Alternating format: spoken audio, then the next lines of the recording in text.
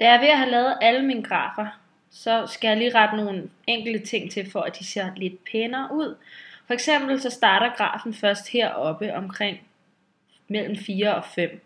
Så jeg kan også godt tænke mig, for det her store hvide stykke, det må godt blive fjernet. Lige så på den her akse, så vil jeg gerne bare have, at aksen går fra 0 til 120 og ikke til 140. Det kan jeg altså ændre ved at klikke på den akse herude, så står der skala, tal og så videre ned. Og heroppe i skala, der ændrer vi det fra at starte i 0,0 til at starte i 4,0. Det er altså et koordinatsæt det her. Og så op til 7,0, må den gerne gå den her skala. Så bliver grafen hurtigt ændret.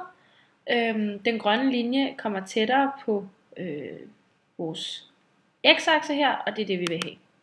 Ligeså med den anden, så ændrer jeg det fra 0,0, det er okay, og så til 120,0.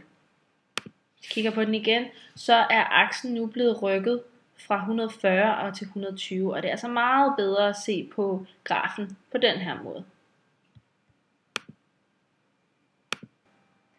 Jeg har nu ændret på alle akserne, sådan så de alle sammen starter på 4, eller her for æbler på 2, og at de har den rigtige x-akse og y-akse, som jeg viste jer før.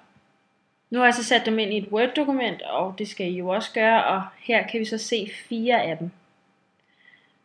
Vi skal nu finde arealet under kurven til fastelinjen for de her 4 fødevarer.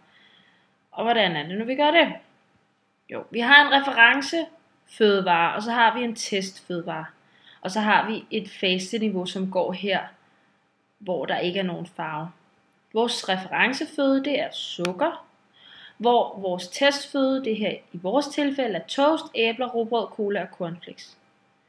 For at man kan finde glykemisk indeks, eller GI-værdien, så skal man altså tage arealet under kurven testføde, altså den her kurve, og dividere det med arealet under kurven for referenceføden, så hele det her stykke. Og så skal man gange det med 100.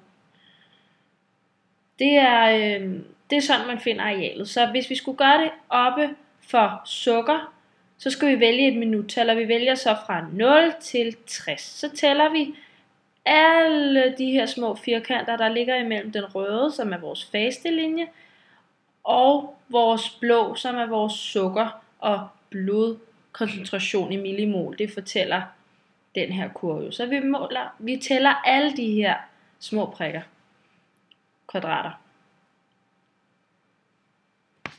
fra 0 til 60.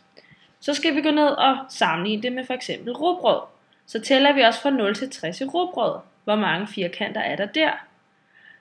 De antal firkanter, der er, siger vi så, hvis vi for eksempel siger, der er 14 her, og der er 25 heroppe. 14 rugbrød og 25 sukker. Så skriver vi rugbrød, 14, sukker, 25. Det er så lige med et GI på 14 divideret med 25 ganget med 100. Hvad giver det? Det giver 56. Så her får vi et GI for rugbrød på 56. Hvis vi skulle gøre det for sukker, jamen så ville vi jo skulle tage og sige, sukker er 25. Så skal vi sige 25 divideret med 25 gange 100. Det er altså lige 100. Så derfor har sukker en GI-værdi. Det vil det altid have. En sukker har en GI-værdi på 100, og så holder man de andre fødevarer op imod sukker. Og det er derfor, vi altid skal bruge sukker som reference. Det er derfor, man kalder det for referenceføden.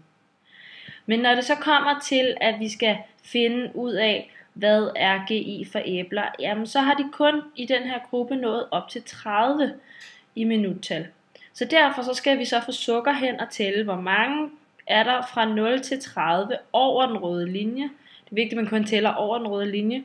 Og det kan vi så tælle her fra omkring 18 minutter og op til 30. Og så siger vi, at her der er der 5. Og herover så har vi så, lad os sige 8-10 stykker. Vi har i hvert fald mere. Så i det her tilfælde, så skal vi så sige, GI er lig med 10 divideret med 8 gange 100. Og vi kan jo se, at det bliver over 100, og det er egentlig lidt misvisende, fordi det kan jo ikke passe, at det bliver 125, fordi æbler er jo sundere end at spise rent sukker, men i det her tilfælde, så ser det faktisk ud som om, at sukker er sundere end æbler er. Så hvad gør man så? Ja, vi må konkludere, at der er sket et eller andet. Der er sket nogle fejl, enten i æbleforsøget, eller der er sket et eller andet i sukkerforsøget, fordi det er lidt mærkeligt, at den går under fasteniveauet måske. Eller måske så handler det om, at vi får mere insulin produceret på det her tidspunkt, sådan, så den faktisk godt kan optage de sukker, der kommer ind i blodbanen. Men på et tidspunkt, så kommer så meget sukker ud i blodbanerne, at den simpelthen ikke kan nå at transportere det ind i cellerne.